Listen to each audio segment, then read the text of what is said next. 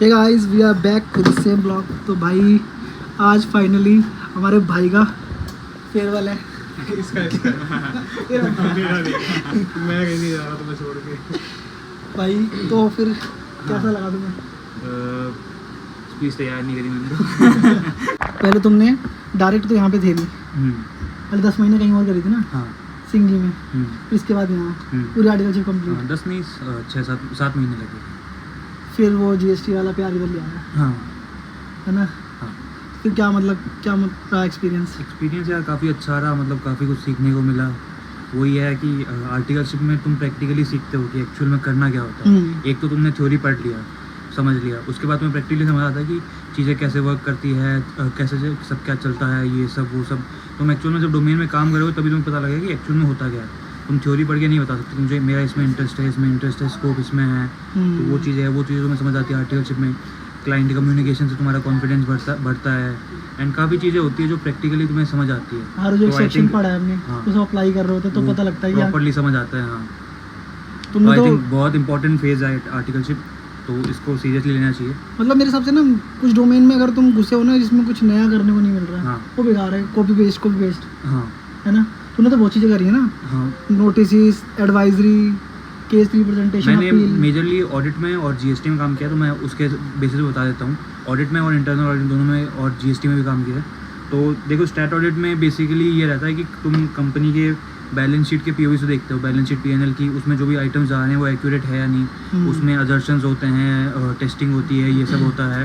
तो उसका वर्क एकदम प्रॉपर स्ट्रक्चर्ड रहता है। आईसीआई ने पूरी एसओपी दी हुई है, स्टैंडर्ड्स ऑन ऑडिटिंग दी हुई है, तो प्रॉपर उसके हिसाब से होता है। तो ऑडिट में वैसा, स्टैट ऑडिट में वैसा रहता है। इंटरनल ऑडिट में जाओगे तो इंटरनल ऑडिट में बेसिकली ये रहता है कि तुम्हें कंपनी का कोई प्रोसेस पकड़ा देंगे। फॉर एग्जांपल प्रोक्योरमेंट हो गया, परचेज हो गया। अब तुम्हें उस प्रोसेस में पूरा पहले तो उनकी एसओपी समझनी है कि क्लाइंट की एसओपी है क्या, कि कैसे क्या सिस्टम है, क्या है। फिर तुम्हें चेक करना है कि उनके एक्चुअल में क्या हो रहा है, और उसमें कोई डेविएशंस हो गए तो वो तुम्हें देखने क्या डेविएशन है। बोरिंग है इंटरनल में मेरे को लगता है। नहीं, इंटरनल में ज़्यादा इंटरेस्टिंग है क्योंकि छोटी फर्म्स में बोरिंग है। छोटी फर्म से बोरिंग फॉलो नहीं करती, जिन जो फॉलो नहीं करते उनमें फिर वो है ना। अगर तुम जो बोल रहे हो उसकी वैल्यू ही नहीं तो पॉइंट नहीं है, फिर वो चीज़ है। नहीं वो छोटी फर्म में नहीं होती क्योंकि वो क्लाइंट छोड़ देगा। मोस्टली आई थिंक हाँ हम लोग डरते हैं ना कि क्लाइंट छोड़ देगा अगर हम ज़्यादा बोलेंगे तो। स्टैट में डरते हैं भाई। जैसे मेरा एक क्लाइंट था इंटरनल में, उसमें बेसिकली क्या हुआ कि वो परचेज़ कर रहे थे, दो वेंडर से परचेज़ कर रहे थे सेम मटेरियल, और जिस वेंडर की प्राइस ज़्यादा थी उससे ज़्यादा क्वांटिटी परचेज करते। अच्छा। तो टेक्निकली लॉजिकल नहीं लगता क्यों कर रहे हैं। फिर उसमें और डेप्थ में गए अंदर और इंटरनली बात करी, फिर पता लगा कि जो परचेज हेड है उसका रिलेशन में कोई है, वो पार्टी हो गया, तो आरपीटी हो गया। फिर हमने इंटरनल ऑडिट में रिपोर्ट किया। अब इस रिपोर्ट का क्या होता है, ये बेसिकली बोर्ड ऑफ डायरेक्टर के पास आती है बोर्ड मीटिंग में, जिससे उनको पता लगा कि कंपनी के अंदर नीचे अंदर इंटरनल कुछ फ्रॉड नहीं चल रहे उसके लिए। तो इसका मेन पर्पज ये रहता है इंटरनल का। मतलब इंटरनल में बहुत काम सीखा है, देखा जाए तो हर बड़ी फर्म में तो सीखा है। अच्छा है, काफ़ी अच्छा काम रहता है, और जीएसटी काफ़ी इंटरेस्ट लगे। फिर उसके बाद जीएसटी का था क्योंकि मेजर टाइम मैंने आते ही क्या करा, मतलब आते पहले तो कुछ स्टार्टिंग में मैंने स्टार्ट करा था अपने बेसिक्स वही पढ़े थे कि उसके बाद फिर जीएसटी 9 से स्टार्ट करा था। हाँ आते ही आगे थे ना। सही कह 9 में देखा कि मतलब यार काफ़ी सारी चीज़ें हैं इसमें। तो मैंने एक लिस्टेड होटल है उसकी ऑडिट, जीएसटी ऑडिट काफ़ी कॉम्प्लिकेशंस होती है, जैसे कि उसमें रेट रूम रेंट के हिसाब से लगती है, काफ़ी बहुत सारी टेक्निकलिटीज़ होती है, जैसे बेसिक नहीं रहता उसमें। तो उसमें काफ़ी कुछ सीखने को मिला एंड फिर उधर से थोड़ा इंटरेस्ट मुझे लगा कि भाई जीएसटी काफ़ी अच्छा फील्ड है। एंड क्योंकि अभी जीएसटी नया आया हुआ है, इनकम टैक्स को तो हो गए बहुत काफ़ी टाइम हो गया, लेकिन जीएसटी अभी 2017 में आया हुआ है।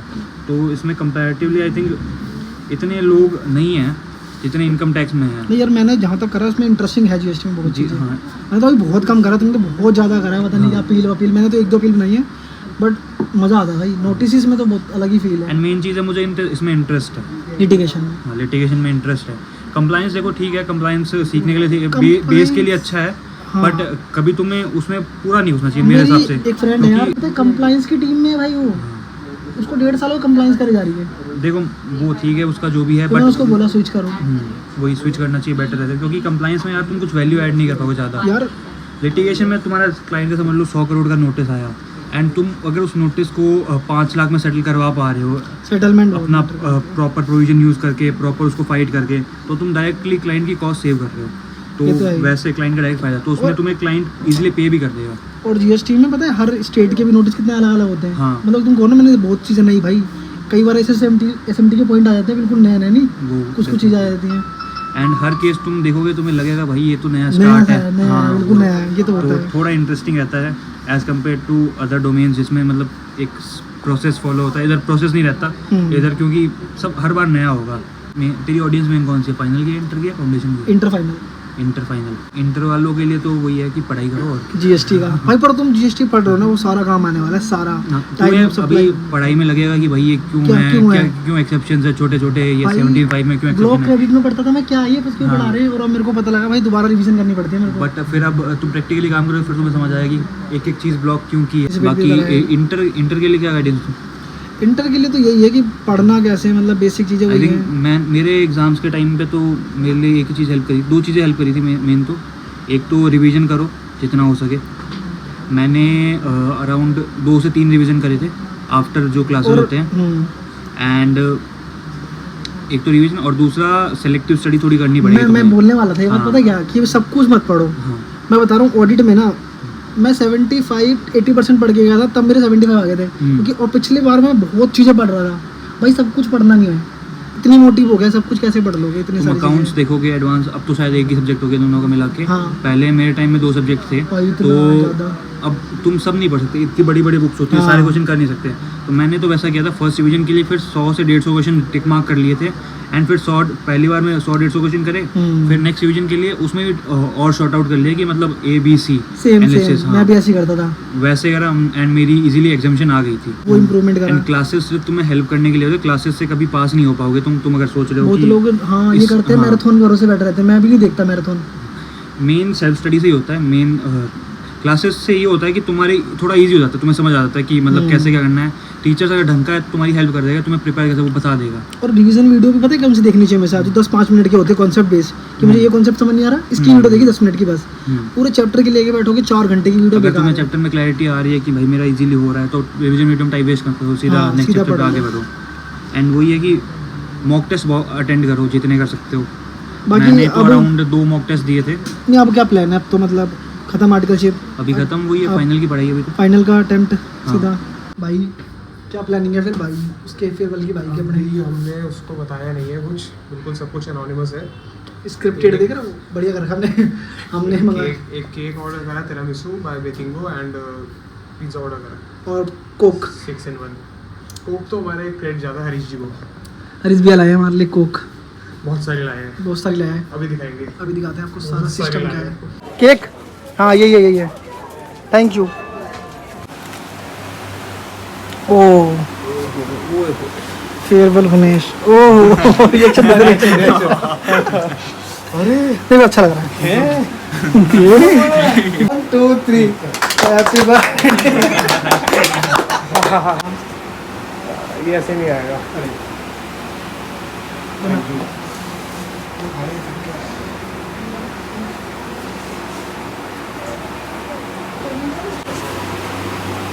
तेरे छाले हैं, फिर तो क्यों इतनी मिर्ची खा रहा है? अरे यार पापी पेट माने कैसे? और तू तो कह रहा था मैं कैलोरी डिफिसिट पे हूँ। मेरे से तीन पता कब से कह रहा फेयरवेल है, है यार उसका, मैं तो उस दिन कह रहा है कि मैं ना शुगर नहीं खाऊंगा, बिना उसके शुगर ही खाऊंगा केक पे। कभी कभी चलता है। चीट डे किसी रीजन से होते हैं। रोज चीट डे होता हाँ। है, जिम होता है। एक दिन डाइट कर लेगा बस। मुझे तो रोज होता है। कल क्या खाएगा? कल क्या खाएगा? Best of luck for future. धन्यवाद। सारे भाई कमेंट कर देना, बेस्ट विशेस फॉर फ्यूचर, है नहीं? बाकी बढ़िया है भाई, ये थी हमारी वीडियो पूरी। मतलब ऐसी वीडियो आती रहेंगी हर साल। कहीं ना कहीं तो फेयरवेल मेरा होगा या किसी और का, तो मिलते हैं व्लॉग में अगले साल। अगले साल।